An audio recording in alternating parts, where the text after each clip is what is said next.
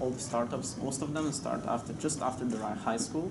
And I was just thinking... Sorry, not high school, high school in yeah, Lithuanian yeah, meaning. I understand. But for example, I'm right now 11th grade, and I was thinking about just after I finished my school, would taking a gap year would be beneficial as just working with my ideas, maybe doing some kind of a startup as well, or should I immediately go study at university? Would that be more beneficial than just maybe wasting time? Yes, want to know how is secure computing viewed in your industry? I had in mind a classic example of Microsoft. It wasn't until about 2003, 2004 that Bill Gates sent out his famous telegram to his workers. We have to start security, starts right from the beginning in our software. Trustworthy computing.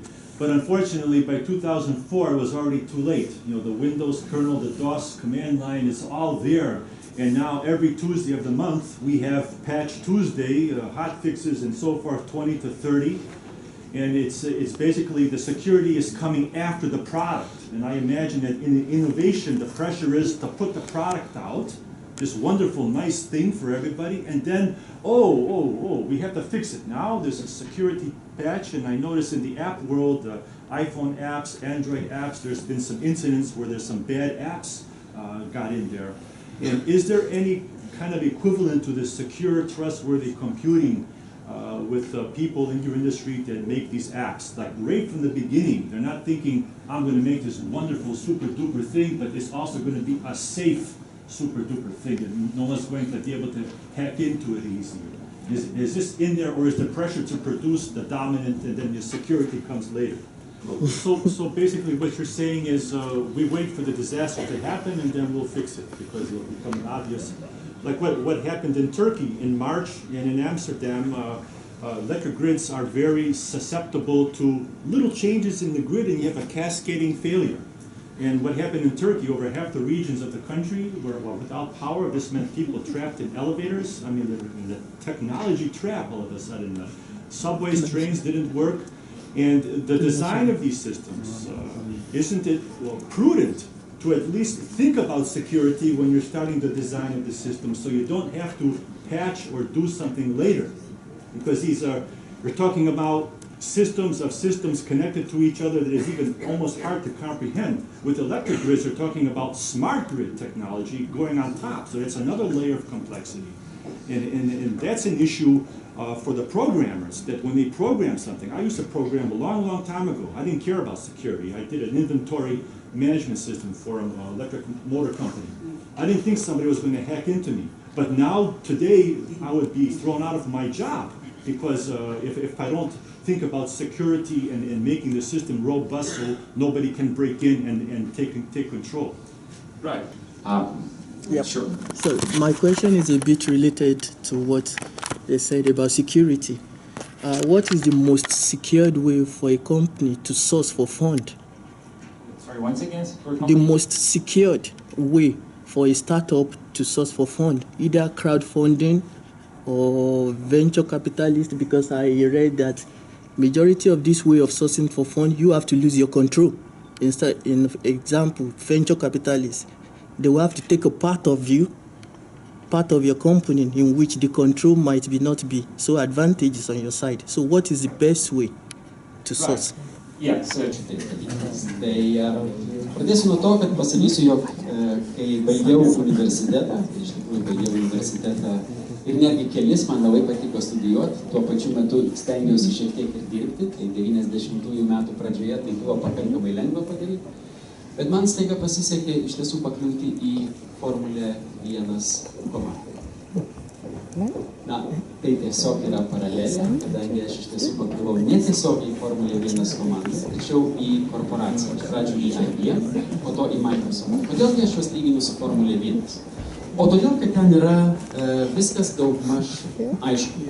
Iš tiesų gauni puikią komandą, tampi puikios komandos nariu, kurioje toj komandoje kiekvienas narys žino, ką jisai turi daryti, ir jo uždavinys yra prisilaikant tų tam tikrų taisyklių, tai daryti geriau ir geriau ir geriau. Taip kaip Formulėje 1 važiuoja labai gerai pažįstama trasa ir tiesiog stengiasi kiekvieną posūkį įveikti kaip įmanoma greičiau.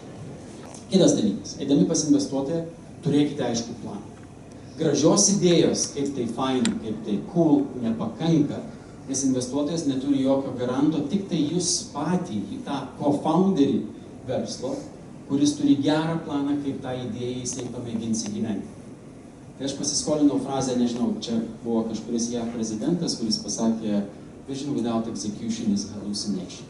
Tai jeigu jūs ateisite ir pasakosite apie savo haliucinacijas, investuotojai tikrai tos investicijos nesulauksite. Turi būti planas. Jame neturi būti kiekviena detalė apibrėžta, nes tai tiesiog yra neįmanoma. Jūs einate eksperimentuoti, kurti kažką tai naujo, bet turi būti aiškus planas, kuriuo investuotojas įtikėtų. Dabar eidami pas investuotoją, daug kas bijo atskleisti savo idėją, todėl kad jie kažkas tai ims ir pasinaudos. Tai daug kas eina patentavimo keliu ir bando kažką užpatentuoti ir tik po to pristatinėti.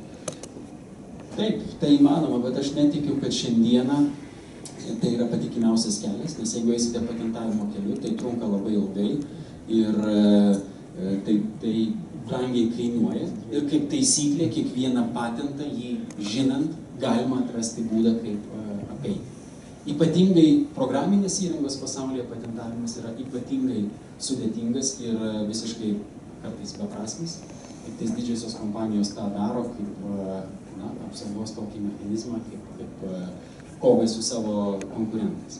Geresnis būdas yra tikrai dalintis tą idėją tiek su potencialiais investuotojais, tiek su potencialiais partneriais, nes kiekvieną kartą pasidalinęs jūs gausite kažką tai atgal ir sugebėsite tą idėją patobulinti. Jūsų uždavinys yra tobulinti tą idėją greičiau, negu tą gali padaryti konkurentai. Bet kokiu atveju, kai pradėsit savo verslą, yra svarbu pasirūpinti, mano akimis žiūrint, 3 pagrindiniais dalykais.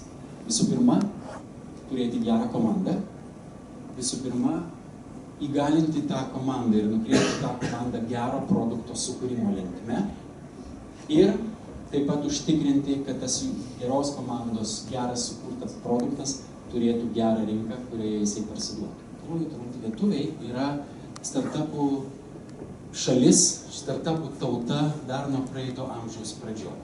Juk Darius ir Girėnas turėjo gerą ir gražią idėją, kurią beprotiškai degė įgyvendinti. Jie susirado pinigų tos idėjos įgyvendinimui. Jie patys persikūrė tą lėktuvą, su kuriuom skrido, ir jie įvykdė savo misiją. Taip, jiems iki galo nepasisekė jos įgyvendinti. Tačiau startupų pasaulyje geras dalykas yra tas, kad dažniausiai, arba tiksliau, startupuose tai nepasibaigia žūtimi ir jūs visą laiką turėsite ir 2, ir 3, ir 4, ir 5 kartą pabandyti vėl ir vėl ir vėl ir vėl. Užbaigiant šią dalį norėčiau padėkoti kolegijos vardu mūsų pranešėjams ir įteikti mūsų kolegijos dovanėlės.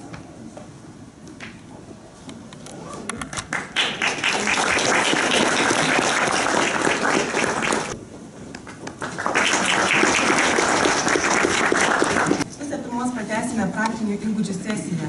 Tai kas esate užsiregistravę praktinių įgūdžių sesijai, prašome rinktis į auditorijas. Vienas dalykas, kas ko gero yra truputėlį keblų pradedantiesiam, tai kad tai yra visą laiką nurodoma pikseliais. Pikseliais tai yra mažiausias ekrano dalis, ar ne, tas kvadratėlis, kuris yra užpildomas kažkuo.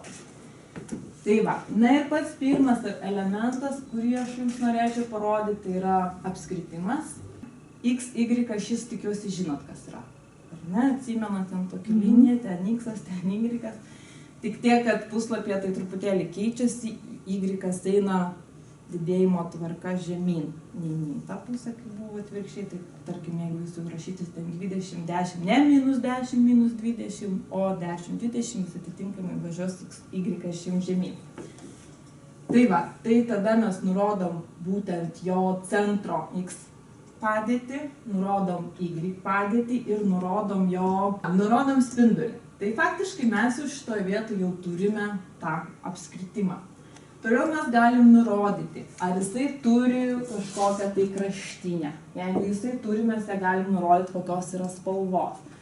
Jeigu, tarkim, paskui, jeigu norint tos kraštinės, tai kokio jinai pločio yra. Mes ją galim nuo mažiausios iki didžiausios, ten, kiek jau jums fantazijos. Ar ne? Ir ar jisai pas mus yra užpildomas kažkokią spalvą, ar neužpildom. Matot, puslapyje gaunamas elementarus apskritimas. Jūs čia taip jūs galite išsisaugoti, galite keisti, galite bandyti žaisti. Čia, kaip pasakyti, čia kaip mano pavyzdys. Ten vienas yra tai būtent tiesiog nuorodų rinkinukas. Atsikartoju, kad būtent programavime puslapyje, ne visur taip yra iš tikrųjų, kad visą laiką yra kažkas tai elementas atidaromas, uždaromas.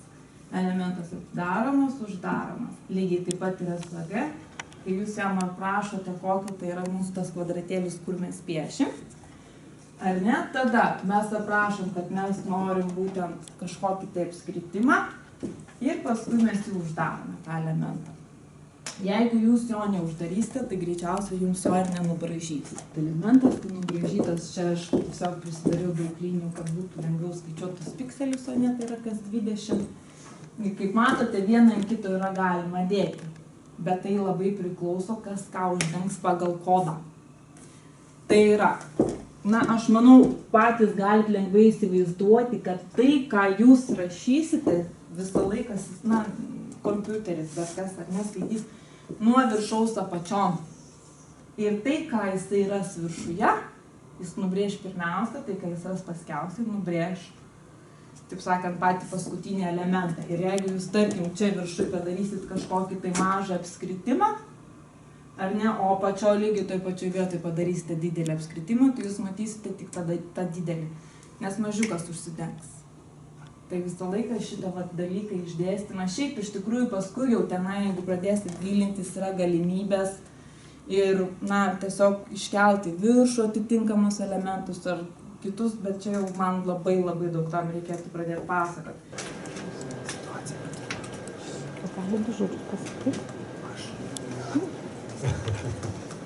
O dabar jie daro praktinį užduotį. Kaip jiems sekasi?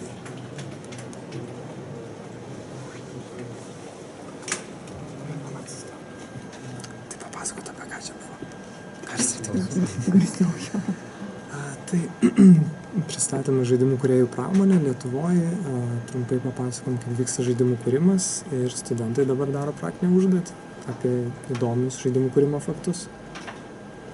Kaip jiems sekasi? Pažiūrėsim dar po 20 minučių. Ačiū, prisistatykite. Aš esu Šarūnas Ledas iš kompanijos Tag of Joy ir žaidimų kūrėjų asociacijos. Aš irgi Šarūno brolis ir kolega, mes kartu kuriam žaidimus ir skatinam žaidimų kūrimą Lietuvoje. O jūsų pačių žaidimas koks yra? Pagrindinis mūsų projektas yra Monster Buster žaidimas. Tai yra papildytos realybės monstrų kovų žaidimas. Kodėl tokia tematika?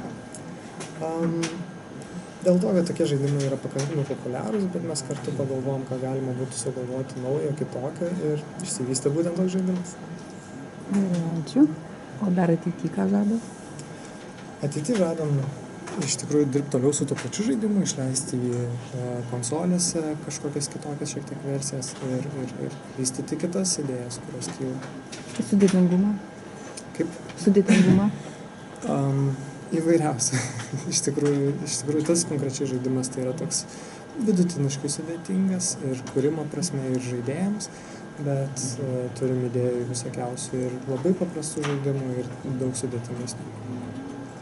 Mes patys aš baigiau programų sistemų magistrą Vilniaus universitete, Žilvinas dabar baiginėja doktorantūrą informatikos irgi Vilniaus universitete ir greta to šiek tiek ir padėstom universitete ir vykdom minėtą jau veiklą. O čia kokiais keliais? O čia tiesiog kaip kviestinis svečiai dėstom kaip žaidimų kūrėjų asociacijos atstovai, tiesiog sprendėm papasakot, kaip tas žaidimų kūrimas vyksta. Gerai, ačiū. O kolega turit ką? Ne, aš galiu pakartoti tą patį. Ne, Aido nereikia. Gerai tada.